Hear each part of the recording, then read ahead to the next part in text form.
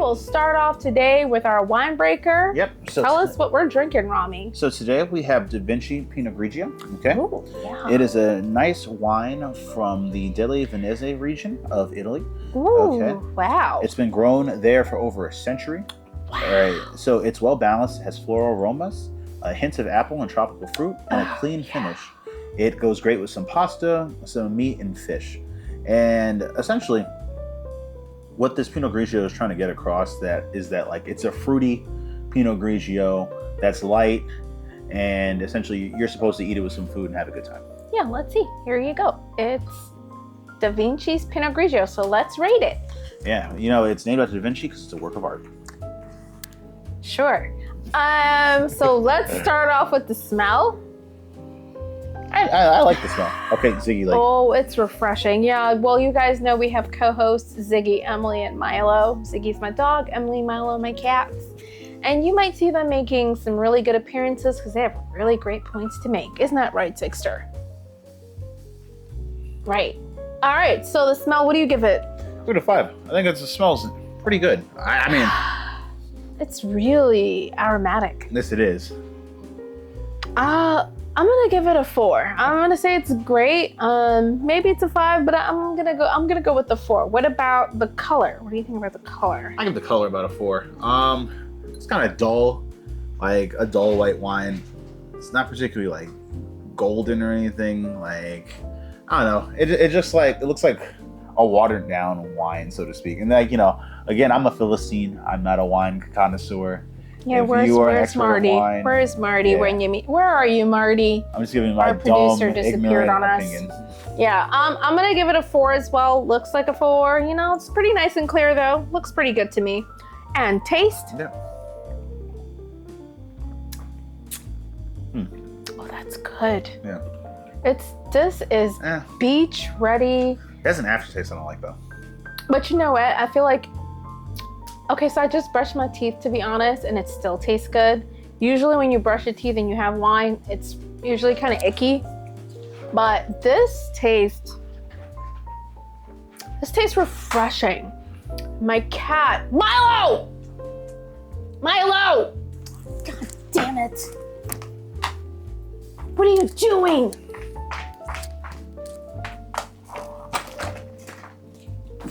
He's trying to open this door. Milo, stop being a bad cat. Excuse us.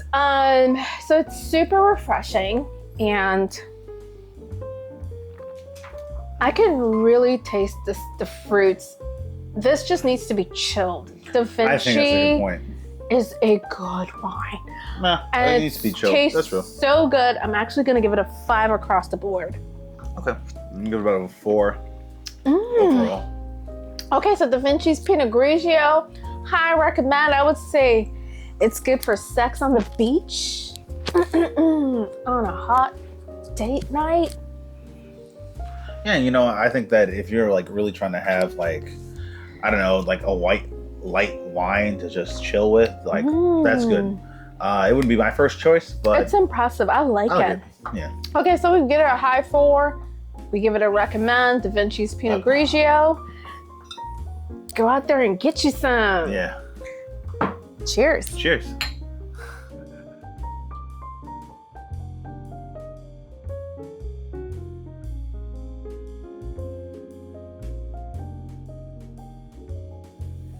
Welcome back to Hold My Merlot, y'all. We are still here. World War III did not go down, so hooray for humans.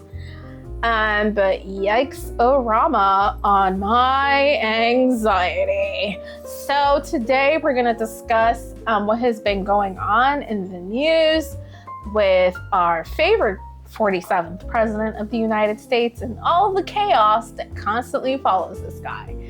I want to say at the very beginning that I'm really starting to think that President Trump is chasing President Obama's legacy, and he's trying to outdo him in every way he can. And I hate to put it this way, and I'm not saying that scholastics is the only way to become a very smart person, But President Obama, if you look up his credentials, is a constitutional lawyer, which means that he literally went to school to learn and master the Constitution of the United States. Even beyond that, he was a U.S. senator. Yeah. So he understands how the government and the checks and balances of this governing system that oversees his country is supposed to work. Right. And yes, I know some people out there are going to say things like he was a 2-term senator. It doesn't matter. 2 terms, 1 term, he made it to the Senate. Yeah, and that's a body that literally has only 100 Americans out of a country of 325 million people. Right. Each state gets 2 senators. He made history, and he made a speech at the Democratic National Convention that was so amazing and touching to the people of the United States that it literally carried him all the way to the presidency. Listen, and it's the man has the juice. And it's history. He made all 8 years, 2 terms, 8 years. Left with a 60% approval. And let's just be real. No matter how you look at it, the man was brilliant. I want to say one of the Democrats, oh gosh, I wish I remembered the guy's name. He's one of Trump's butt buddies, was talking about how he would compare Trump and Biden and Obama. And what I will say is he basically just stated that Obama is a genius. And he had lots of nice things to say about President Trump as well. He didn't have a lot of nice things to say about Biden. I think it was a little biased what he was saying. But he said Obama, hands down, was a very smart president. But with that, we're going to go into this week's madness. Rami, what do you think about this whole week? I mean, what we're seeing is essentially like a ceasefire So we're talking about Iran. Yes, so Iran and Israel have been bombing each other for the last 2 weeks. And Trump then, against the popular will of the American people, because literally only 18% of Americans supported the U.S. involving itself in any hypothetical conflict between Israel and Iran. So Trump sent 3 U.S. B-52 bombers to bomb 3 sites in Iran that were supposed to be nuclear test sites. Okay. The impact of these bombings is mixed, to say the least, and that's being very generous. Most experts are saying that the bombings weren't that successful and that they only delayed Iran's potential nuclear program, because Iran did not have a nuclear program, as confirmed by the CIA, numerous international experts, and intelligence agencies that were not American across the entire planet. However, Israel has been lying in saying that Iran is weeks away from a nuclear weapon for the last 20 years. You can look up those videos of Bibi Netanyahu right now that are going around YouTube, with Bibi Netanyahu starting off back in like the 80s or something, maybe late 80s, early 90s, going to the UN, going to different bodies, including our Congress, basically stating that Iran is weeks, days, months, years away, but always super duper close to having a nuclear capacity. And Rami, can you tell the audience, what does nuclear capacity mean? Is it Hiroshima and Nagasaki, or is it what happened this last week? So like what they really mean is that Iran is not only I forgot the word for it, but essentially you have this uranium and then you do something to it, and that kind of primes it and makes it ready to develop a nuclear device. Because you can use uranium for nuclear power, but the process of building a nuclear weapon and nuclear power, they're different. And so if you prime the uranium in a certain way, you can use it for a nuclear weapon. The thing is that Iran, there's no evidence to support this. I feel like when we say, I hate that the news does this, they never really say, what is this nuclear capacity? They're days away from what? Being able to blow up a state? No, Iran is days away from building a nuclear weapon. The thing is that how much could a nuclear weapon kill? I feel like they never even say what that is. I mean, it just depends on the size and the capacity. Because you have tactical nuclear weapons, which are supposed to be used on a battlefield. There's two, like, I guess, army groups fighting and you want to use a nuclear weapon, like, that wouldn't destroy an entire country, but that would, like, would destroy, like, all those soldiers there. And then you have, like, much larger nuclear weapons that are designed to, like, destroy cities or, like, right. So I always feel like they're talking about not Hiroshima and Nagasaki, because that was in 1940, what, 47, 48? 45. Well, that was about the mid 1940s or so. That was World War II. When they say nuclear, they're days, weeks away from having nuclear power. I'm always like, oh wow, they're days away from being able to, like, take out, like, a major city in the United States and then some. Like, that's what I'm fearing. Because I'm like, what else would it be that they would always just be, like, marching to the television to tell us, oh my God, Iran has nuclear power, or they're about to get nuclear power. I'm like, why do they always say this without telling us what this capacity is? Because I think, to your point, friend, is it just a fear tactic? It's just a fear tactic. It's fear mongering. Because, like, Iran is a developed country with, like highly intelligent scientists and, like, technicians and experts, all right, whose, like, work is, like, shared across the entire planet. Like, Iran, in terms of the scientific community, punches outside of, like, what you would call its hypothetical weight class. You know what I mean? Right. And can we also be fair? Does Iran sponsor terrorism with Hezbollah and other? And these are terrorist organizations labeled by the U.S. government. Do they sponsor terrorist groups that the United States has labeled terrorist groups? Oh yeah, definitely. They do. Okay. So, I mean, obviously, each country is about self-preservation. Yes. You have to be able to protect yourself against people that are against your interests. Let's also be fair. But I think that's an example of how Iran is not the 10-foot tall juggernaut that, like, Israel and the U.S. wanted to be. Like, don't get me wrong, like, Iran is a developed country with, like, a functioning military and stuff like that. But the fact that they need all these proxies and stuff proves that they're not, like, that tough. You know what I mean? Right. And last week, whenever that video comes out, I pointed out to you, the viewer, or 5 or 10 of you out there, that you 85? should go. Oh, we have 85. Wow. Yes. So what you should do is go and look at a map of the Middle East. I want you to look at where Israel is. I want you to look at where Iran is and where our last wars have been fought, and you will see that basically Iran is surrounded by U.S. allies and also countries that we had literally decimated. I don't think Iran is a threat because of that. Syria was the last country I think we toppled with Assad. Before then, it was Iraq and Afghanistan. Those countries have totally been pretty much leveled and out of the place. All of North Africa is pretty much unstabilized. So I really don't know, like, how to read what has happened, except that we can talk about, like, the events that are going on. So basically, last week, Israel took it upon itself, Bibi Netanyahu and his government, took it upon themselves to start a war with Iran, literally. They went over there and killed a bunch of leaders, top military officials, and people within high ranks in the nuclear programs. And here's the thing, they directly bombed the capital. Like, here's the thing, like, Israel has, like... They provoked Iran last week. Yes. Real bad. But, like, you have to understand, like, Israel has, like, done little car bombs.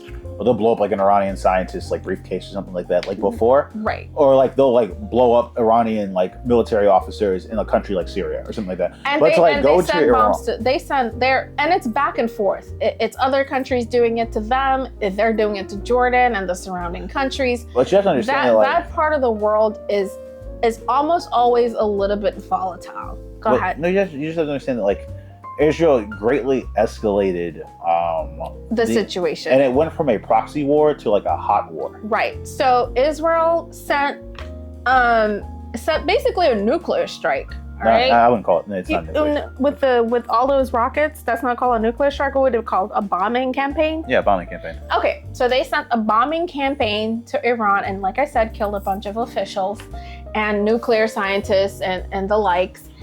I don't know where that came from, but basically Benjamin Netanyahu, the prime minister of Israel, who to me at this point seems like an autocrat. He's been in power.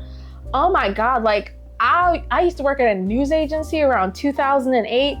I want to say he came into power around then, but he's been in government and he's been prime minister for way too long. Yeah, he was in office in the 90s. The people of Israel have been trying to get rid of him. God bless you all, because it's not working and I feel so bad. But I don't know how the politics work there in Israel, but I have been following some stories that some people there are just really trying to get rid of him. But I guess with prime ministerships, you can stay a little bit longer as long as your majority of your party keeps winning. So Iran retaliates and sends, what is it called? A campaign, a rocket campaign? No. Yeah, they use missiles. Another missile. Drones. Right. So Iran responds in kind. And I remember when I saw it on TV unfold. Israel has something called the Iron Dome. I want to say the United States built it. It's a technology that basically shoots down missiles in the air as they come in. I want to say it's about a 90% or so accuracy. It's pretty accurate. But this time around, I want to say they sent 40 missiles and 10 of them got through the Iron Dome and hit Israel pretty bad. Just gonna say right now too that, with these things, that the people who are gonna suffer the most are gonna be civilians. Yep.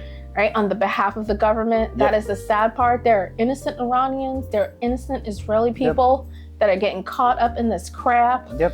And it is very unfair to them. People are trying to live out their lives like this. We are such a low species for letting this go on for this long. We should have as people, as humans, as people with hearts, figured out how to de-escalate this before it got to this. We do know that President Obama put in the JCPOA. What is that? How does that spell out? What's the acronym? It's basically an agreement between Iran and I want to say major European Union allies, and I want to say and Russia and maybe China too.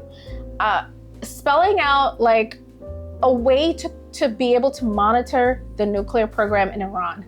And they gave Iran some money, but they had an agreement with them that they would have people coming there looking at their nuclear facilities. And it was signed around 2016. By 2018, Trump came in and tore it up because he was convinced that he could make a better deal, because that's what he does. I think he thought it was like NAFTA, and he can come back and put in the USMCA, change a couple words here and there, and put his name on it and sign it, because that's all he does with his auto pen, probably, and make it his own and say, "Oh, I solved the Middle East problem," to once again chase President Obama to get his Nobel Peace Prize. So Iran's campaign was vicious. It was vicious. I was thrown off and I was like sick to my stomach when I saw it. I said, "Oh my God, this is not going to end well." So there's a little bit of downtime, and basically the Israelis are looking at the United States and they're like, "Well, what are we going to do about this? Because you guys back us up." And Trump went against the American people. He said he was gonna take 2 weeks to look into it. No, but as usual, at first he said 2 weeks. No, he did, but as usual, Trump really already had a decision. He lied to the American people. I've heard about that too. And so But I really don't think so. I feel like he literally let Fox News. They've kind of proven this. He literally watched Fox News and made a decision based on what he saw on Fox News. But right? Is that before he said 2 weeks or after he said 2 weeks? After. And then he immediately decided that he's going to bomb Iran. And so, I did hear that Fox News did coach him and kind of probe him into going against Iran and going in there and helping the state of Israel bomb Iran. So basically the way it went down is, after Iran responded in kind to Israel and bombed parts of Israel, Israel starts looking to the United States for help because we have the world's biggest and worst mass, destructive weapons programs here, and we have the planes and the nukes and everything. So a lot of people were here like, we don't need to get involved in this. I mean, the online world erupted. They started. Even had some Republicans saying that this is not in the U.S.'s interests and that Israel should fight their own war, which is something Romney Jackson agrees with. Right, and I totally agree too. I didn't want us to get involved at all. I didn't think it was a good idea. And after Trump says he'll give it 2 weeks, 2 days later, stealth bombers went into Iran and bombed their three nuclear sites. Yes, 3 nuclear sites, or 3 supposed nuclear sites. It was 3 nuclear sites for sure. They went to 3 nuclear sites, the 3 big sites I think that they had their eyes on, that they were watching and monitoring anyway, and they bombed the sites. And what's happened after that is there's been some reports that maybe the bombing campaign didn't take out the majority of the nuclear program. It didn't really obliterate it. No, it's only set it back at most by a few weeks. Right. So Trump and his people come out and they're like, we've totally obliterated the 3 nuclear sites that we bombed with the stealth bombers. And basically that Iran's nuclear power has been basically eliminated for right now. Reports come out that because Trump stalled with the whole 2 weeks thing, and Iran is reading the room very well and realizing that they're dealing with someone that could change their mind at any given moment, they started to move their nuclear parts of their nuclear facilities. Now, obviously, they're not going to be able to move everything. I mean, these are plants. It would take years to move them to other sites. But apparently, they moved a lot of the, I guess it would be the weapons grade materials. Yes. Into trucks and moved them to other facilities. And so the press erupts. And they're like, did you really obliterate it? Or did you, obviously they hurt them, right? Pretty badly, right? No, stealth bombers. That's the thing, they did not hurt them badly. It only sets it back by a few weeks. Right, but stealth bombers go in 300 feet into the earth? I mean, it's not about the bomber, it's about the bomb. And they wanted to use bunker busters. But even if they use them, it only set it back by a few. Because you have to understand something, viewer, okay? It's harder to get the materials for a nuclear weapon than it is to build one, all right? That's kind of what the Nuclear Proliferation Treaty is about. It's about limiting a country's access to nuclear materials so they can build nuclear weapons. Because North Korea has 1/3 of their population is literally starving, and they're able to build a nuclear weapon. You know what I mean? Once you have all the materials, you can kind of easily build a nuclear weapon. It's not that hard. The problem is that a lot of countries aren't able to get access to the materials to build a nuclear weapon, in part because a lot of countries, including Iran, are not interested in having a nuclear weapon. This idea that Iran wants a nuclear weapon is literally far-right Israeli propaganda. That is not true.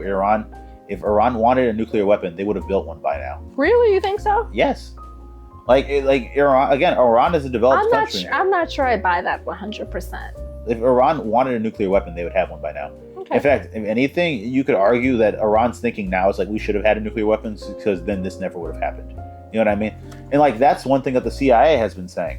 By bombing these nuclear sites, all you're doing is pushing Iran to thinking, all right, well, let's get a nuclear weapon now because everything else isn't working. We've tried diplomacy. Right. We've tried working with the international community.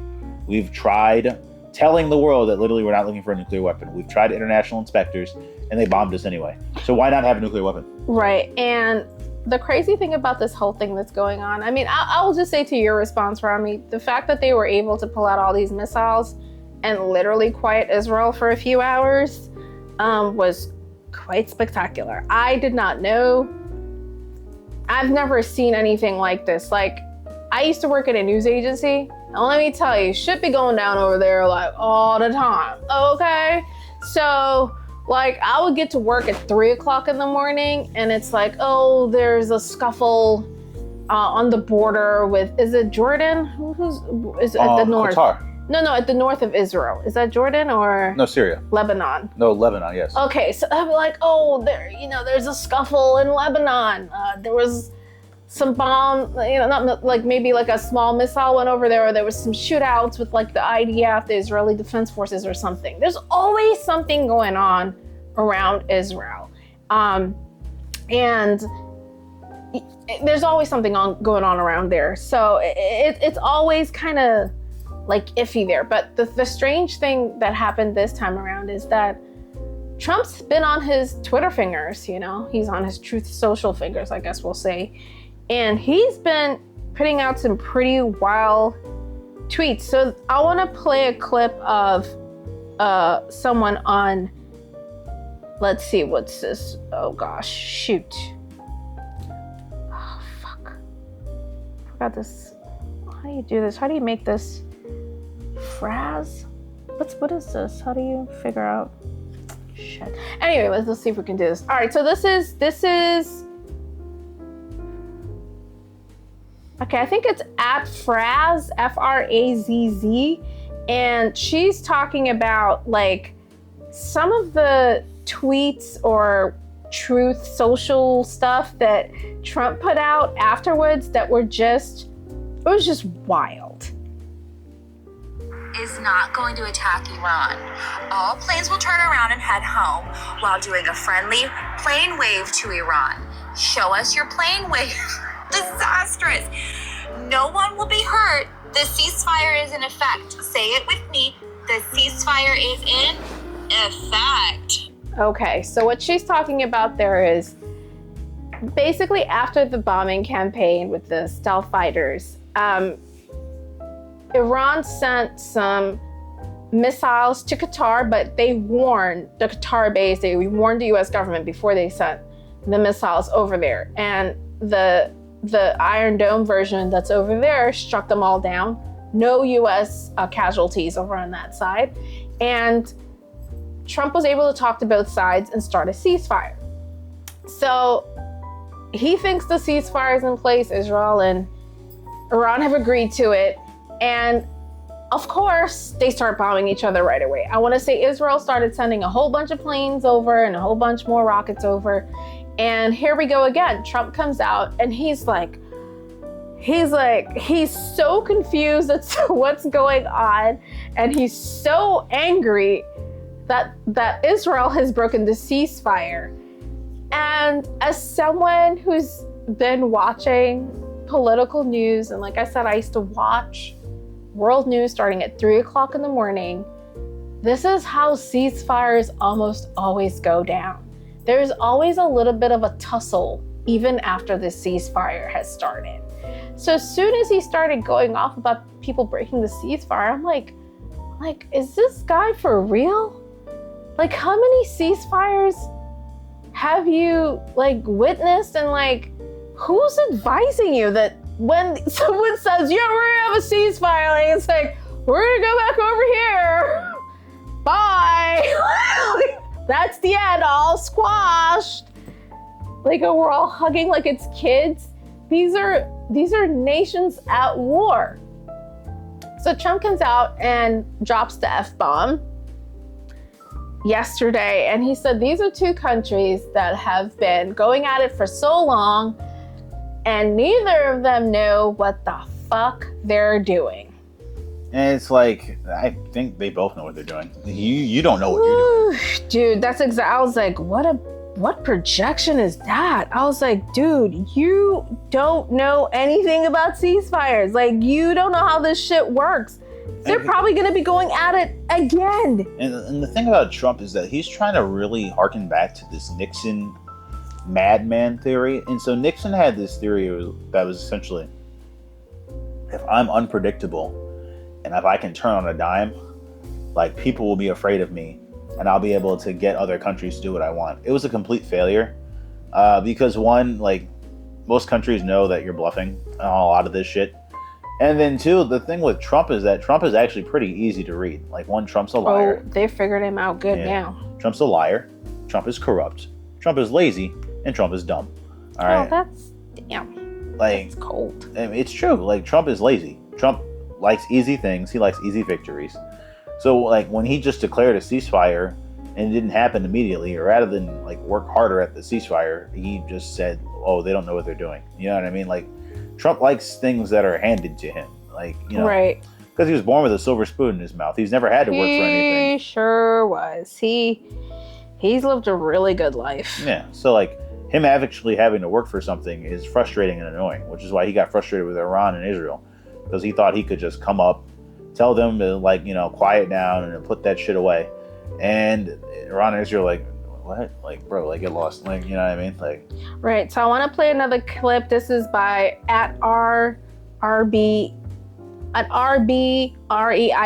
He's a commentator. He's super rich because he makes a lot of commercials during presidential campaigns. He's always pro leftist and or Democratic candidates, and he makes some really, really good points about Donald Trump and his tactics and how he kind of gets away with his behavior. Robert Reich? Yeah, Robert Reich. All right, hold on one second. That's an OG. It's of course possible he wants more bargaining leverage. Okay, hold on. Why did Donald Trump really bomb Iran? It's of course possible he wants more bargaining leverage in negotiations with Iran over its nuclear capacities. But there are two more likely reasons. One, Trump wants to keep distracting you from his failures.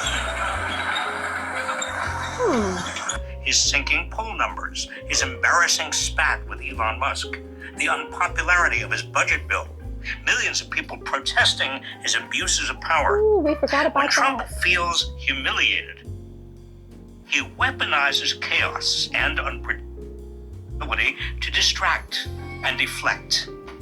Okay, so that's exactly. I don't agree with that. I think it's right. I think he definitely has advanced ADHD of some sort. More like dementia. I mean, I'm sure he's almost 80, so I wouldn't be surprised. But he definitely likes to keep too many things going so that none of us could really concentrate on anything, and so that people forget he's that strategic. really quickly. So I think so people could move on quickly. It's like, oh, No. so it's like you're looking over here. It's like, oh, it's the Iran war. It's like, no. Now we're at NATO. No. And now the new subject is NATO. It's a look over here, look over there kind of thing. It's too neat and too wrapped up. Really? You explain to me what's going on then. He's not that strategic. Really? Like I think like people are always trying to give Trump like, oh, he's this chess master. He's trying to distract us from. Oh, I'm not saying he's a chess master. I'm just saying he's just distracting. No, but like that's the thing. Like he's a reactionary old man who sits around and watches Fox News every day. There's even arguments that he's not even the real president, since you can tell that by this immigration policy that it's been written by Stephen Miller. You know what I mean? Like, So who's the president right now? Stephen Miller. Oh, is he? I would say so. So Elon gave up his post, and now it's Stephen Miller. Elon got ran out of office because Elon is uncharismatic, annoying, and even Republicans hated him. Sure. Yeah, that's a good point. I heard they're about to take away all his money too, all his government-sponsored welfare programs. And so, like, I think what it is that Trump just does things. Like people keep trying to give him this strategy or this they keep trying to promote this idea that like, excuse me for a second, sorry y'all, but that like Trump is like, you know, really like trying to distract all of us on purpose. No, I think Trump just does things because if there was a strategy, in my opinion, he wouldn't be doing all these things that are completely unpopular. Like, you know, like if he was really trying to distract us with all these things. Do you think he cares if anything is popular? I actually think he does. I think. Do you think that the situation with immigration has been popular? No, it hasn't. But he's not stopping. No, he's not. So you really think he cares like what people think? I do, actually. Really? Yes. Because like here's the thing, Go on. Politicians want to be popular. You know what I mean? Like they've done research on this. Even in authoritarian states, dictators, like despite what people think, dictators can't do things that are completely unpopular. Like, you know what I mean? Like because that puts their power at risk. Like at the end of the day, there's more of us than him and his associates and like the people who support him. And so like as a result, like dictatorships, they like tend to function more on people's apathy. Like, oh, okay, well, like, you know, I don't care. Or like, oh, he's doing overall good things, so like that's fine. But like if a dictator's just doing shit that's completely unpopular with people, like there's gonna be like protests and then eventually like some form of revolution or something. Like we saw that in Syria. Bashar al-Assad was completely unpopular. Yeah. There were massive protests against him. Assad responded like a moron and shot his own people. And then 10 years later, Al-Qaeda took over and essentially overthrew him. Like, you know, and now he's... With the help of the United States. Yeah, and Turkey. Obama went in there and told everybody to get out in the Arab Spring. And I wanted to make a point of that too. So thank you for bringing that up, Rami. Like, I'm going to go back to the point that I really think he's chasing Obama's legacy. So one of the things I noticed about Trump is when the stealth bombers went down and he came out to tell the nation what had just gone down and that the nuclear plants had been bombed. He came down the red carpet and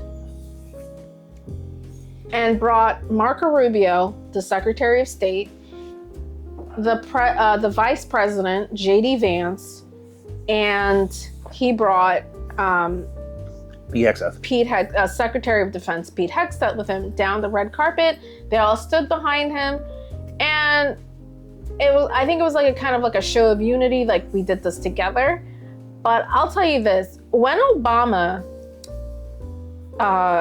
started to, I want to say, fan the flames of the Arab Spring, when he saw that there was traction there, I think it was kind of with the help of Facebook to try to get the Middle East to kind of turn over and I guess move into more democratic societies. I don't even know what that was, to tell you the truth, because none of the nations that went through the Arab Spring are doing particularly well right now. That's not true. Look at Tunisia. Okay, maybe Tunisia, but Libya, Egypt, Syria, I don't think they made out too well. But for each country that Obama helped to bring down, and it's the government of the United States. It's all of us. It's all our tax money going over there and doing this. He came down that red carpet all by his lonesome self, right? Because the buck stops with him. He came down there because he knew that when time comes and people start asking questions about why you did X, Y, and Z, he's gonna have to take that fault all by himself, just like George Bush took the L for Afghanistan and Iraq, for starting those two wars for what can be argued was for no reason whatsoever, except to destabilize that region. Okay. So Obama came down by himself. There was a reason for Afghanistan. All right. Okay, yes, there is a reason for Afghanistan. Now, Iraq, I agree with you. There's no reason. Dumb. Afghanistan was because of 9/11. Yes, you'll be right about that. But honestly, I feel like it was way too much firepower. We stayed there way too long. I agree with we that. could have gotten our point across real good and quick and came right back home and saved trillions of dollars and lives and Americans and Afghans. Yep, I agree. Right? We went over there, we wasted 20 years and too much money. Yep. And what did we get for it? Not Absolutely nothing. The Taliban is back in power. And the Taliban is back in power. Yep. So with Obama, though, Obama would walk down the red carpet all by himself, and he would say, Mubarak was the leader of, was it Libya? Egypt. Egypt. He's like, Mubarak, your time is up. Your people are uprising. Your time is up. You got to go. Even Iran around that time had an uprising. And he walked down that carpet and told, I want to say it was Ahmadinejad, like, you got to go. You and the Ayatollah, y'all guys have got to move on. And it didn't work for Iran in particular, but it worked for a lot of the North African countries. And like I mentioned, Syria. And when Trump came down the carpet with Marco Rubio and the Secretary of State, who by the way, is never really in the country usually. He's usually overseas doing a whole bunch of overseas stuff. He's usually representing the country, making sure alliances are good. Marco Rubio and J.D. Vance are in, like, they're in so much stuff that you would never really see. Like, remember Kamala Harris? Kamala Harris was so in the background during the Biden administration that people went to vote on election day and didn't realize she was on the ticket. The vice president is usually in the background. They're not usually in the foreground with the president doing things. What I think I'm is just saying, is Trump. To me, Trump right now is starting to look weak. Well, he's bringing people along with him down that carpet, because I think at the end of the day, if things fail and if things fall apart, he's going to do what he does and blame other people for his failures. Well, I think it's interesting, Fran, because I agree with you actually, but Yeah. I think also JD Vance is still in the background. I think that's the funniest thing, because the same day that the U.S. started bombing Iran or something like that, JD Vance was tweeting on or posting on Blue Sky "Oh, I'm here, ha ha ha, I am on Blue Sky." Now, if you don't know anything about Blue Sky is a new the new Twitter. It's a new social media website that's primarily left leaning, and JD Vance, who's a Nazi, was essentially posting there trying to troll people. And he's a new Nazi, by the way. He used to be an independent and a Trump hater. He called Trump a Nazi, which means he's a new Nazi. And JD Vance, if you want to look him up, he has changed his name 4 times. The man doesn't know who he is. Yep. He really, really doesn't. He's trying to find himself. He's about 40 years old, and he went from 0 to 100 in 40 years, and I don't think he can believe where he is. He is in la la land. He's in love with himself, and he has no clue what is going on. He's in total euphoria, and he's totally lost as to how much power he has gained within the little 40 years of his life, and how damaging and how much he's really hurt himself, aligning himself with Trump and going along with these horrible Republicans and their terrible mandates to dismantle democracy and to basically take the power away from the people and destroy this country. Well, damn. Okay. Yeah. You sound like me when Yes. I cursed out ICE. But very respectfully. I don't do disrespectful stuff. You said, I'm not, listen, I'm not a hater, Rami. I think you get it wrong sometimes. Even if I say something bad about Trump, this guy has managed to get himself to the presidency 2 times. now, Fran, he is a wealthy white man. Let's not act like that's hard. He's a wealthy white man. Look, I could go left or right, but I'm just saying, I don't like President Trump. I don't like his policies. The guy is still fascinating to me, that he's able to convince all these poor, especially poor white people, that he really likes them. I'm like, these people have not been following this rich man who's had a plane and a helicopter all his life, born, like you said, with a silver spoon, has no idea what it's like to be poor, despises poor people, can't stand labor and loves cheap labor, and has golf courses and hotels hiring people at dirt cheap. He himself was caught up in the Washington Post put up articles about him hiring illegal people to work in some of his establishments. He has a long history of cheating his contractors and people who worked for him. Right, and we've got into that in lots of other episodes, but at the same time, you got to give the man his props. He got to the presidency 2 times, and he's there and he's running the country. So as much as I may talk bad about somebody, it doesn't mean that, I'm not a hater. I'm just observing things, and I'm putting down the facts I'm talking about the facts as I know them. Well, let's get into our questions. I think. Sure. I have a question for you, Fran. You do? Yeah, I actually have a few questions. Okay. First, do you think the ceasefire will hold? I think that honestly, it's very I'm mixed on the ceasefire, because at first, I want to say no, because I feel like Israel's I know Israel's going to break it. Israel breaks every agreement. Israel is always lying about ceasefires with Hamas or Hezbollah. Israel breaks ceasefires all the time. But secondly, maybe it will only, I think Iran will try to abide by it, because Iran knows that in this conflict, it's the weaker power. All right? Yeah. Iran has been abandoned by Russia.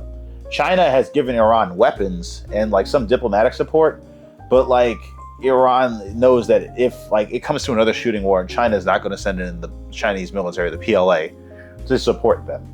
You know what I mean? So you think the ceasefire will kind of hold and everything will go back to normal? I think that if the ceasefire is broken, it will be Israel that breaks the ceasefire, because Iran does not benefit from breaking the ceasefire with Israel. I don't think the ceasefire. And Israel never faces. Israel never faces consequences for anything. So right. if Israel breaks it really doesn't. Yeah. So if Israel breaks the ceasefire, people will be like, Israel has a right to defend itself, even though it started another war. It's just oh, that's starting to break down in the U.S. You're following people online and Instagram and the Twitter world and all this stuff. A lot of Americans are like, not today. They're not trying to hear it anymore about Israel has the right to defend itself. Of course, every country has the right to defend itself, but a lot of people are tired of Israel and the antics because, let's face it, The shenanigans. Everyone's online now and everyone's seeing stuff like live. Like I don't think I've ever seen like missiles come into a country live. Like this was the first time I've ever seen it. There are videos out there of people eating in surrounding countries and they have their phones up like as they're eating and listening to music, watching the missiles fly over this way and that way. It is insane. But this is what I'll say I think is gonna happen. I'll go back to Obama and Trump's chase of this Nobel Peace Prize. A lot of people don't know why Obama got the Nobel Peace Prize back in I think around 2008, 2009. I'll tell you why I think he got the Nobel Peace Prize. So when I used to work at the Voice of America and I used to watch the news come in, there was rising tensions in Russia and around Russia and Poland. And if you don't know, there are missiles in Poland facing Russia. All right, ready to go off at any point in time. That's ready to pop off over there. Okay, it was basically getting ready to pop off. And Russia and Poland basically has missiles pointing towards Russia, which basically is for the EU. And it was getting hot. And this is not classified information or anything like that. The AP was talking about it.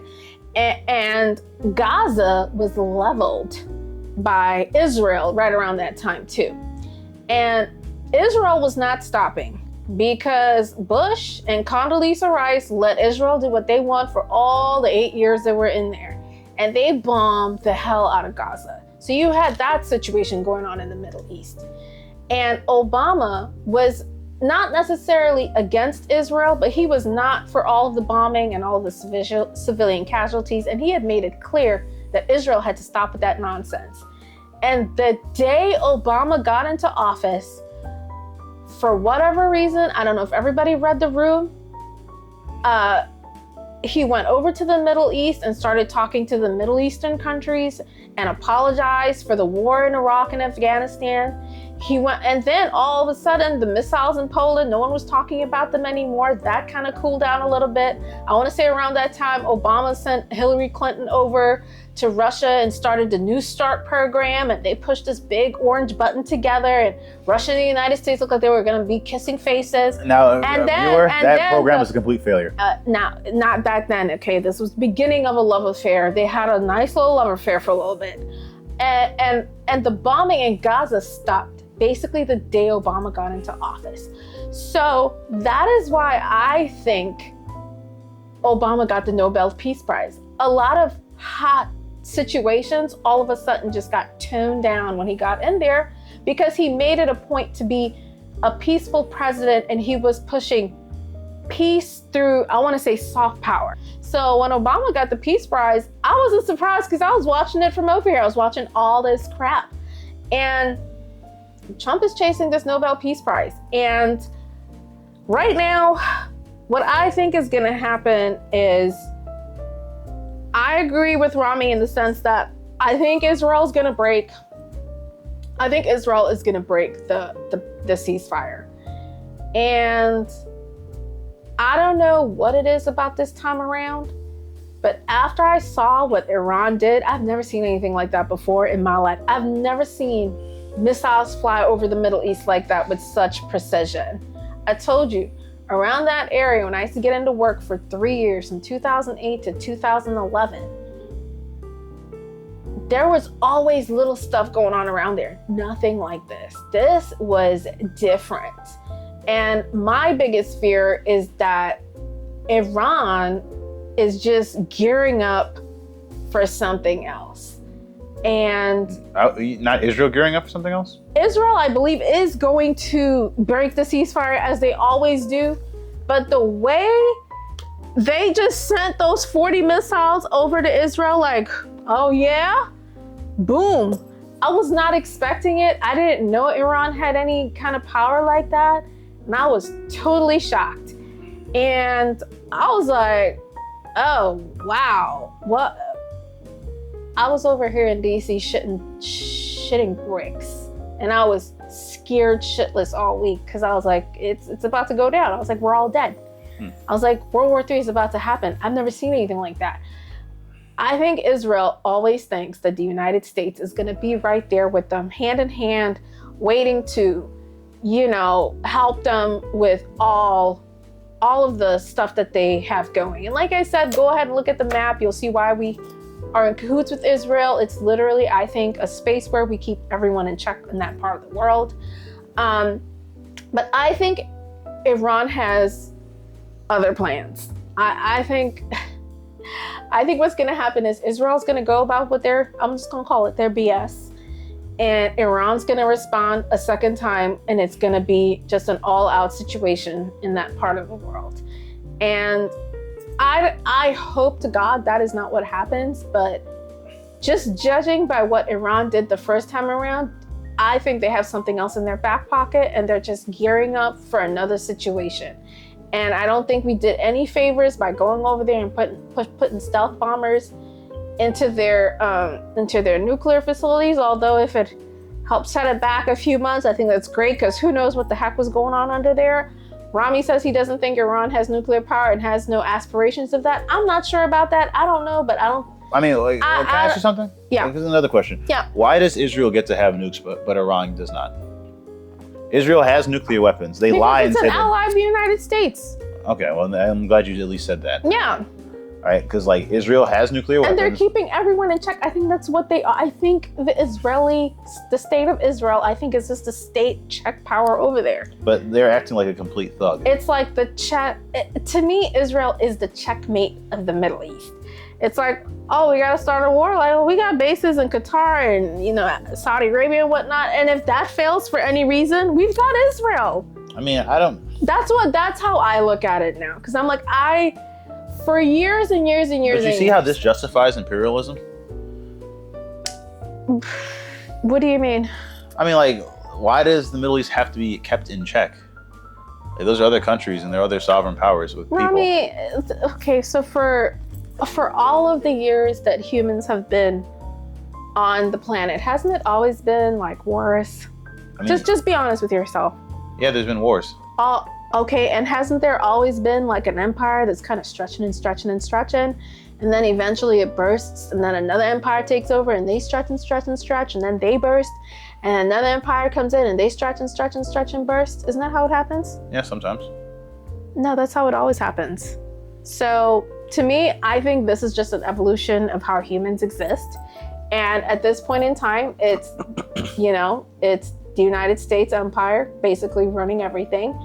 And as far as I'm following, everything, we're broke.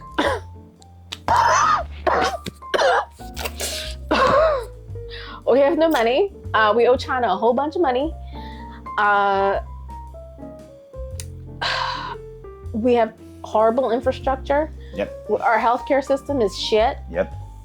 They're about to take away healthcare for a whole lot of people. A whole bunch of us over here about to die. Yep. So, I mean, we're a big empire and we're over there running shit, but we're it's suffering. A warfare state, not a welfare state. We're suffering over here too. The National Guard is out and the Marines are out in LA. I'm trying to control the situation there with the migrants and ICE and all this stuff.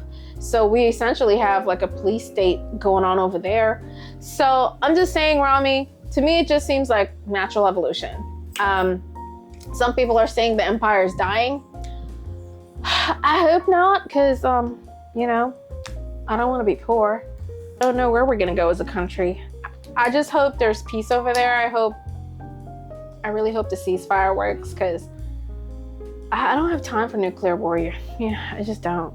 Those itches.